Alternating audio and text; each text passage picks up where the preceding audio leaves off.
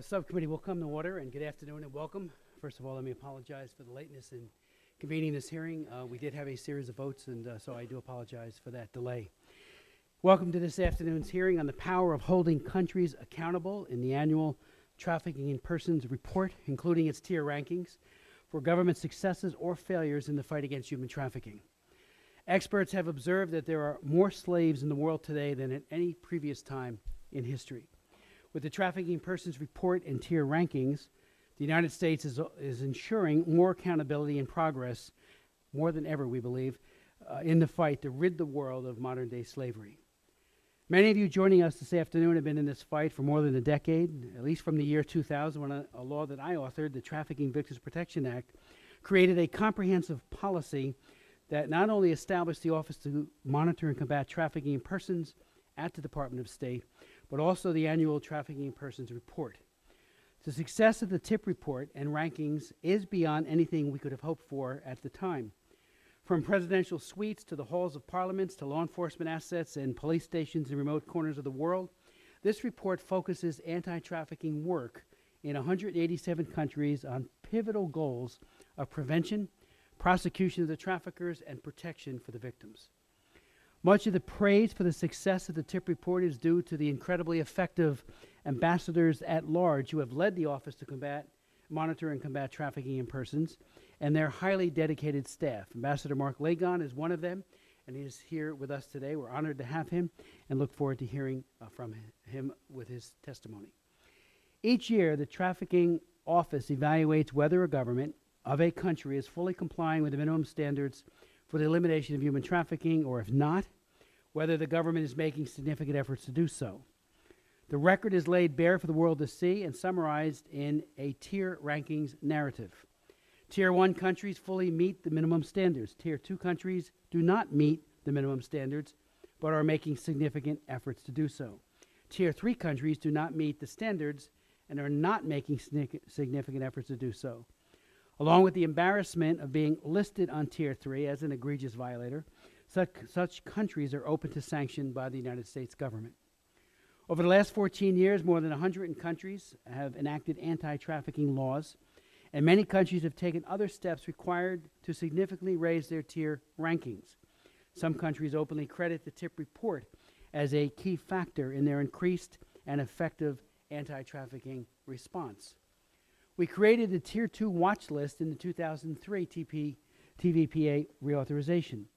This list was intended to encourage good faith anti-trafficking progress in a country that may have taken positive anti-trafficking steps late in the evaluation year.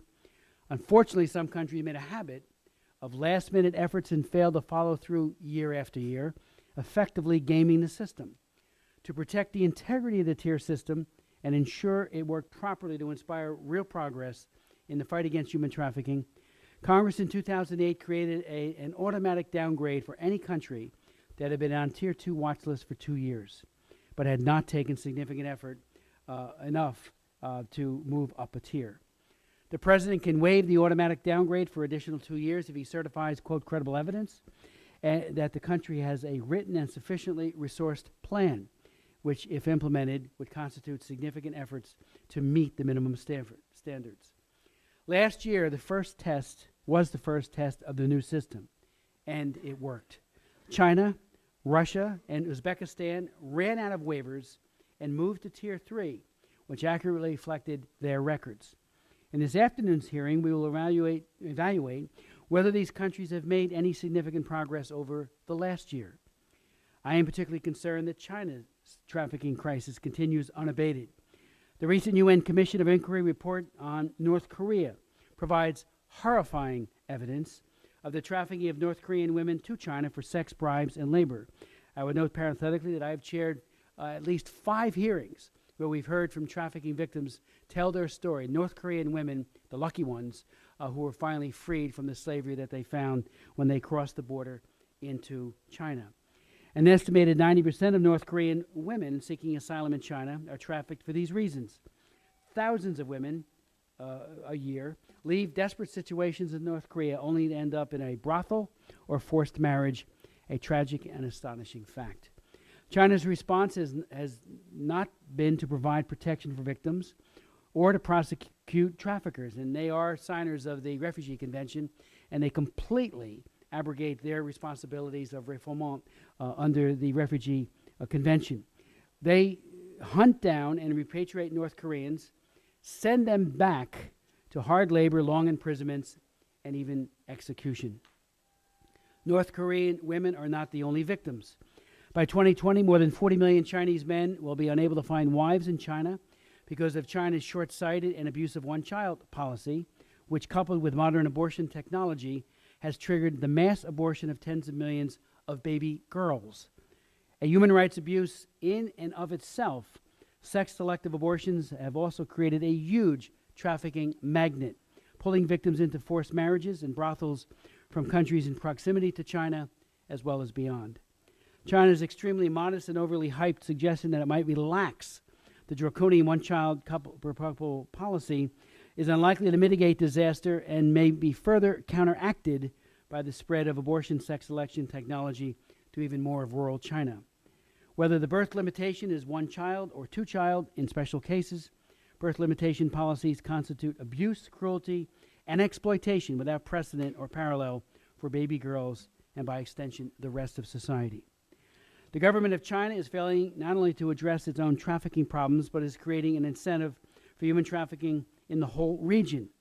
Although she could not join us today, renowned author Mara Wiesenthal, author of Unnatural Selection, Choosing Boys Over Girls and the Consequences of a World Full of Men, will be submitting testimony for the record specifically on the effect of the sex ratio imbalance as the cause of human trafficking and the proliferation of marriage agencies in China, which traffic women from poorer countries into China and sell them into marriage.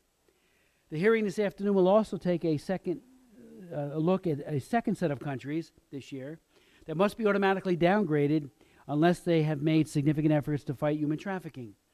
These countries include Thailand, Malaysia, Afghanistan, Chad, Barbados, and Maldives. Burma may receive a presidential waiver in order to avoid a downgrade to Tier 3, but the facts on the ground don't justify that course of action. Cutting across Burma, Thailand, and Malaysia is the tragic plight of the Rohingya minority. Rohingya are leaving Burma by the thousands to escape religious persecution. However, according to reports put out by Reuters, Thai authorities are selling Rohingya to human traffickers where they are held in tropical gulags until relatives pay ransom. Those who cannot pay the ransom are sold into sex slavery or hard labor and may die from abuse or disease. Thai authorities have done little to stop this practice. Their efforts at prevention and prosecution are said to be losing steam. Rohingya are often trafficked to Malaysia, where they are exploited for labor. The sad fact that many Rohingya, a persecuted Sunni Muslim minority in Burma, hope to find refuge in Malaysia, a majority Muslim country. Burma is the source of Rohingya trafficking in the region. Policies of discrimination, child limitation, forced birth control, and violence push Rohingya minority to leave Burma and leave them as vulnerable refugees. The Burmese government is culpable in this trafficking and the regional problems that their policies create. The Burmese government has done little to stop trafficking of these individuals. Reports indicate that authorities profit from the sale of Rohingya traffickers, and women are held at military bases as sex slaves, and many men are used for forced labor. Though these practices have gone on for many years, I believe they're underreported in the State Department's TIP report. Displaced by war in the Burmese military, women and children from the Kachin tribe in Burma are also subjected to human trafficking. Roija, an 18-year-old woman living in an IDP camp in northern Burma, was lured to China with the promise of a restaurant job. Once in China, she was bused to a rural village and locked in a room. According to her testimony, she cried for 3 days and begged those around her to let her go. She was told to just give up and was sold as a bride for $5,312 US. The importance of accurate tier ratings and TIP report country profiles cannot be overstated. That's why we're having this hearing. Again and again, we have seen countries turn 180 degrees and begin with the hard work of reaching the minimum standards after the TIP report accurately exposed with a Tier 3 rating and a truthful country report each country's failure to take significant action against human trafficking. I'll never forget two of our closest allies, Israel and South Korea. Both were on Tier 3. I remember meeting with their ambassadors who had files demonstrating to all of us and anyone who would listen, especially the tip office, what measures they were taking to mitigate these crimes that were occurring under their watch.